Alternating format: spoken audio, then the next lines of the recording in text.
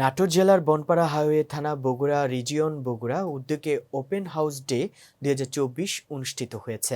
আজ 12 মে রবিবার সকাল 11 ঘটিকায় এএসআই সুব্রত কান্তি রায়ের সঞ্চালনায় এবং ভারপ্রাপ্ত অফিসার ইনচার্জ মোহাম্মদ আলিমুল আল রাজি সভাপতিত্বে স্মার্ট পুলিশ স্মার্ট দেশ শান্তি ও প্রগতির বাংলাদেশ এই স্লোগানকে সামনে নিয়ে বনপাড়া হাইওয়ে থানার হল রুমে ওপেন হাউস ডে 2024 ড্রাইভার ও পরিবহন শ্রমিকদের সাথে খোলামেলা আলোচনা অনুষ্ঠিত হয়েছে।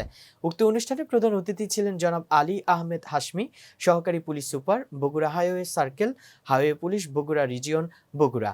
এছাড়াও উপস্থিত ছিলেন ASI answer Ali, ASI Mustafizur Rahman, Baraigram উপজেলা শাখা শ্রমিক লীগের সভাপতি মোহাম্মদ মোস্তফা ব্যাপারী, দানাইদহ বাজারের বিশিষ্ট ব্যবসায়ী মোহাম্মদ সানাউল্লাহ নূর বাবু, বড়াইগ্রাম উপজেলার ইউনিটি প্রেস ক্লাবের সভাপতি মোহাম্মদ মাহবুব হোসেন, বাংলাদেশ মফস্বল সাংবাদিক সোসাইটির যুগ্ম সাধারণ সম্পাদক রেজাউল করিম, সাংগঠনিক সম্পাদক মোহাম্মদ হযরত আলী সহ আরো অনেকে।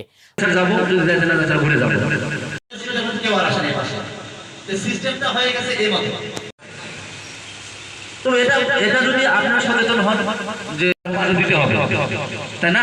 স্যার আমি এখানে যাচ্ছি, কিন্তু যখন